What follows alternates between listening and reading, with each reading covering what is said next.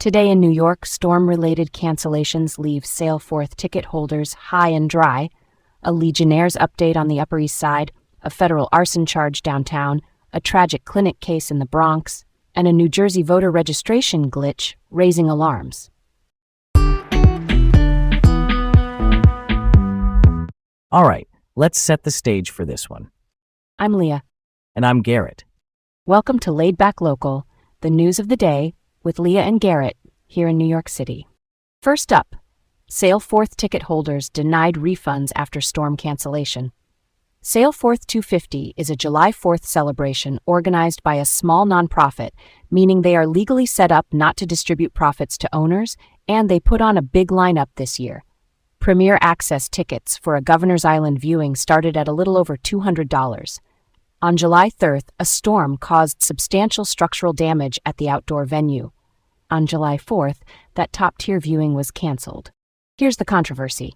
Attendees say they were told or led to believe refunds were possible. Organizers say they never promised refunds, and that their no-refund policy is standard for nonprofits.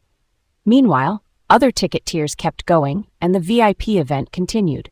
Some Premier Access buyers, like attendee Sarah Louise Petty, say they're considering legal action. Complaints have been filed with the state attorney general alleging fraud.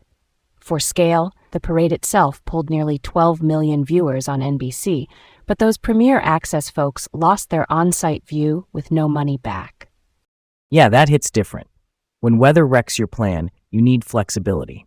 Not gonna lie, a flat no refund after a storm feels rough, especially with disputed messaging about refunds. If you cancel the experience people specifically paid the premium for, build in rain dates or partial credits. That's a solid point to puzzle out, right? Next up, 5th death confirmed in the Upper East Side Legionnaires outbreak. Legionnaires is a serious pneumonia. That's a lung infection caused by inhaling tiny water droplets containing Legionella bacteria. The city traced the outbreak to bacteria found in 34 cooling towers. Those are big outdoor heat exchangers on rooftops that can mist water into the air. We're at 82 confirmed cases and 5 deaths this year in zip codes 1028, 1075, and 1128. City teams have done extensive testing and disinfection. Importantly, no new cases have been diagnosed in the past 6 days, and there have been no new symptoms reported in more than 10 days. Officials are reviewing policies. That likely means tightening maintenance and testing schedules on cooling towers to prevent future clusters. Totally. I'm glad the city moved fast. Real talk, the health department jumping in after the first couple cases likely saved lives. Finding those 34 towers and getting them disinfected is the kind of proactive step that cuts transmission. Quick note, when they say policy updates, that's usually more inspections, clearer public alerts, and faster testing turnarounds. Simple tools, big impact.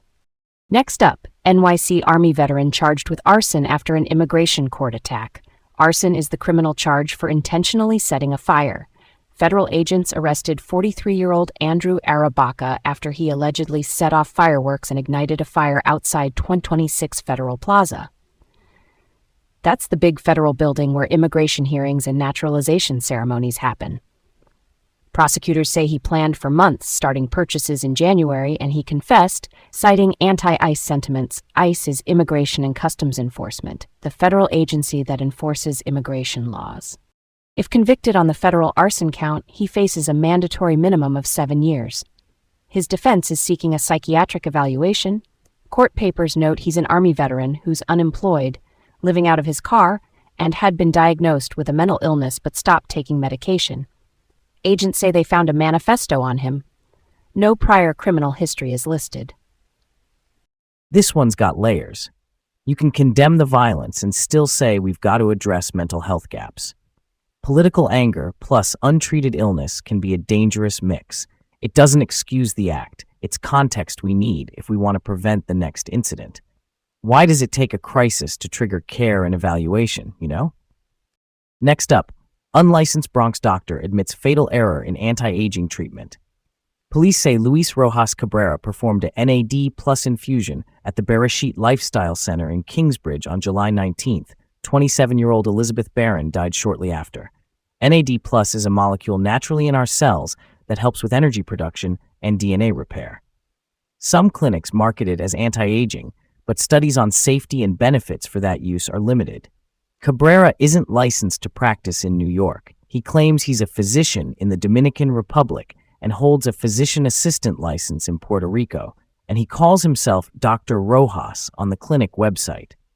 He's charged with reckless endangerment and unauthorized practice. Reckless endangerment means creating a substantial risk of serious injury or death through dangerous conduct. He reportedly told NYPD he made a very big mistake. He's been released pending autopsy results. Another startling detail, he claims to have performed over 6,000 surgeries despite no New York license.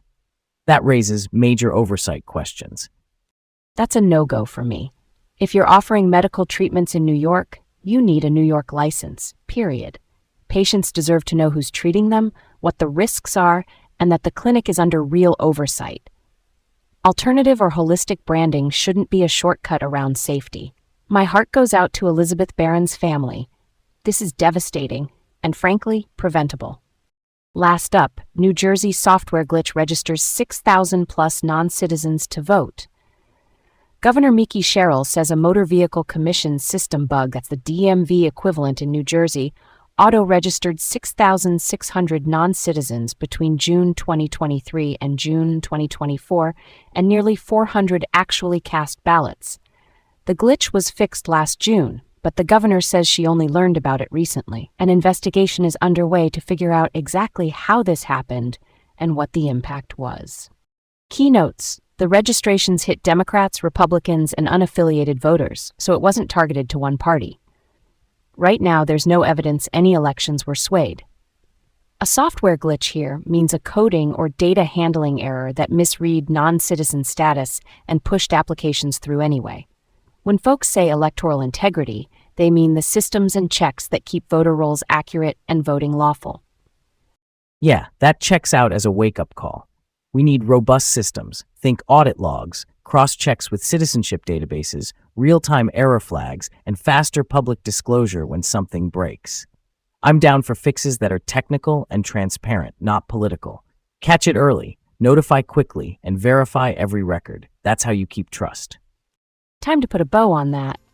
Thanks for tuning in to Laid Back Local, the news of the day with Leah and Garrett here in New York City. Have a great day, and we'll catch you tomorrow.